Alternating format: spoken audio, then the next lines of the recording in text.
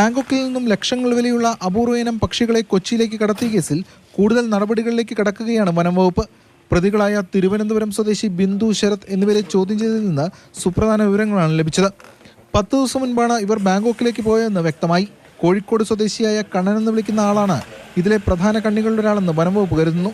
യാത്രാ ടിക്കറ്റ് ഉൾപ്പെടെയുള്ള കാര്യങ്ങൾ ഏർപ്പാടാക്കി കൊടുത്തത് കണ്ണൻ ഉൾപ്പെടുന്ന സംഘമാണെന്ന് പ്രതികൾ പറഞ്ഞിട്ടുണ്ട്. കൊച്ചിയിലേക്ക് തിരികെ പോരുന്നതിന് മുൻപാണ് കിളി ഉൾപ്പെടുന്ന ബാഗേജ് ഒരാൾ കൈമാറിയത്. നെടുമ്പാശ്ശേരിയിൽ മറ്റൊരാൾ എത്തി ഇവ ഏറ്റെടുക്കുമെന്നാണ് പറഞ്ഞിരുന്നത്.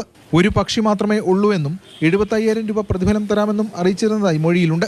പ്രതികൾ ചില കാര്യങ്ങൾ ഒളിക്കുകയാണെന്നും പക്ഷിക്കടത്തിന്റെ കൂടുതൽ വിശദാംശങ്ങൾ ഇവർക്കറിയാമെന്നും വനംവകുപ്പ് അനുമാനിക്കുന്നു. എന്തായാലും പ്രധാന കണ്ണികളെ കേന്ദ്രീകരിച്ചുള്ള തെരച്ചിൽ തുടങ്ങിയിട്ടുണ്ട്. ഇവരെ കിട്ടിയാൽ സമ്പൂർണ്ണ ചിത്രം വ്യക്തമാകുമെന്നാണ് പ്രതീക്ഷ. ഇതിനിടെ കൊച്ചിയിൽ ക്വാറന്റൈനിൽ പാർപ്പിച്ചിരുന്ന 14 പക്ഷികളെ അവയുടെ മാതൃരാജ്യമായ ബാങ്കോക്കിലേക്ക് തിരിച്ചയച്ചു. കോടതി അനുമതി വാങ്ങിയാണ് വനംവകുപ്പും കസ്റ്റംസും ചേർന്ന് നടപടിക്രമങ്ങൾ പൂർത്തിയാക്കിയത്. വംശനാശ ഭീഷണി നേരിടുന്ന പക്ഷികളുടെ കടത്തും വിപണനവുമെല്ലാം നിരോധിച്ചിട്ടുള്ളതാണ്. കഴിഞ്ഞ ദിവസമാണ് ബാങ്കോക്കിൽ നിന്നും നെടുമ്പാശ്ശേരിയിലേക്ക് വന്ന വിമാനത്തിലെ യാത്രക്കാരായ ബിന്ദു ശരത് എന്നിവരുടെ പക്കൽ നിന്നും പക്ഷികളെ കസ്റ്റംസ് പിടികൂടിയത്. സംശയം തോന്നി ബാഗേജ് പരിശോധിക്കാൻ ആരംഭിച്ചപ്പോൾ അകത്ത് ചിറകടി ശബ്ദം കേൾക്കുകയായിരുന്നു. എന്തായിരിക്കുമെന്ന ആകാംക്ഷ ചെന്നെത്തിയത് തികച്ചും അവിശ്വസനീയമായ കാഴ്ചയിൽ. സ്വർണവും ഇലക്ട്രോണിക് ഉപകരണവും മറ്റുമാകും ഉണ്ടാവുകയെന്ന് പ്രതീക്ഷിച്ച കസ്റ്റംസിന്റെ വലയിലായത് ഒരു കൂട്ടം പക്ഷികളായിരുന്നു. മാതൃഭൂമി ന്യൂസ്, കൊച്ചി.